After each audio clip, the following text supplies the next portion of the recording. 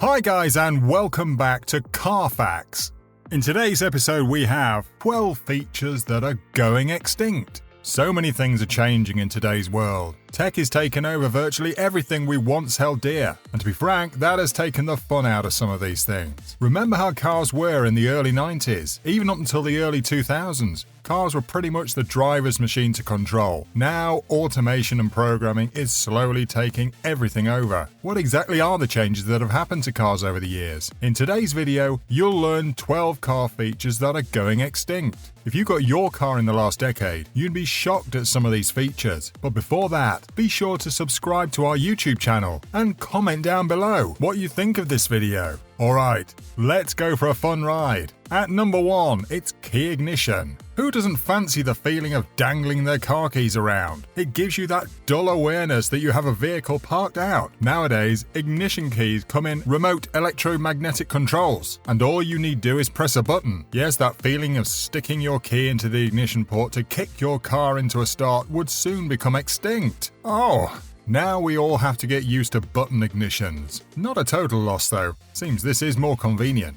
Number 2, foldable antennas. For kids born in the 21st century, they probably won't grow up to see features like radio antennas on vehicles, even though these were quite common on cars in the 1990s. Some of these radio antennas were electronically controlled to fold in and out. These were usually located on one side of the car trunk. In some other cars, the radio antennas were stationed at the top or on one side of the car front. All of that is now history. Car antennas are now made inside the car or a small stump on the roof of the car. At number 3, the manual gearbox.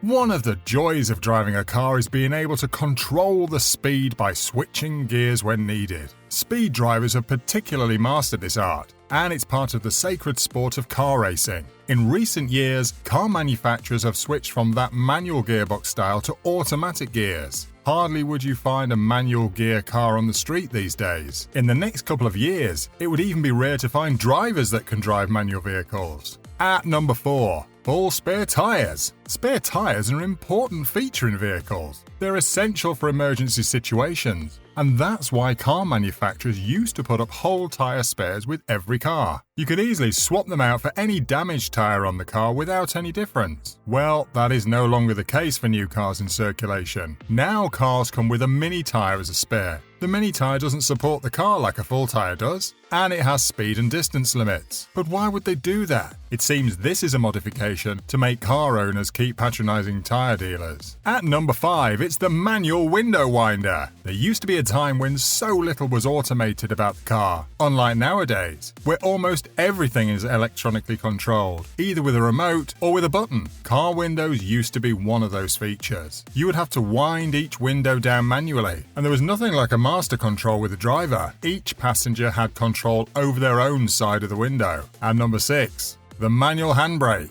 Handbrakes are vital in parking a car. It's a control that halts the movement of the rear wheels, and it's quite useful for special drivers, especially drift drivers. The manual handbrake is usually long, protruding out, and positioned at the side of the driver. It added that feel of grit and passion to sports cars like drift racing, but now it seems we won't be seeing much of those again. And number 7, dashboard buttons. If you used cars in the early 2000s, you'd be familiar with numerous buttons and knobs on the car dashboard. You have one for air conditioning, a fan, radio, heater, stereo, volume, and a few other functions. Well, all of those have been replaced with screens and voice command prompts now. Cars have become smarter, and new age technologies have made things easier to control, but there's no denying that we would miss figuring out what controls what in old cars. At number 8, it's the bench seat.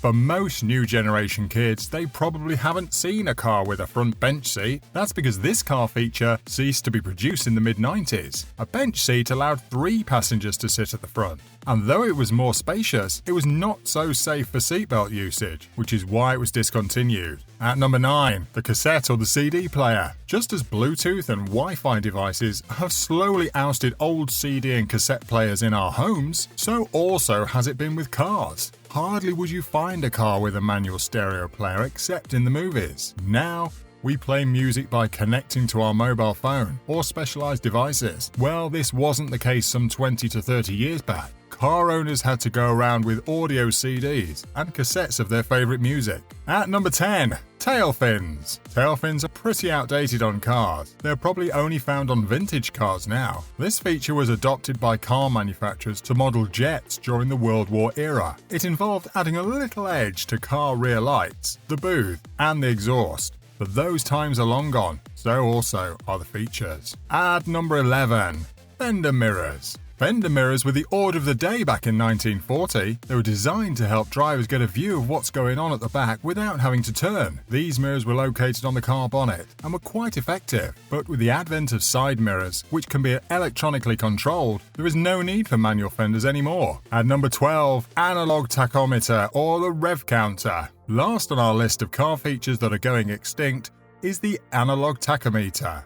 If you ask an old experienced driver, part of the thrill of moving at high speed, they would probably tell you that watching the indicator go up was part. But all that is fast going out of style. Modern cars are now made with digital speedometers. What do you think of all these car features? Did you get to use any of them? What is driving like now that things are changing? We would love to hear all about that in the comments section below. Hope you enjoyed today's video. If you haven't subscribed to our YouTube channel, hit that button right now. We've got loads of interesting car stuff piled up just for you. Also, turn on post notifications to get notified whenever we drop new content for you. Until the next video, stay safe.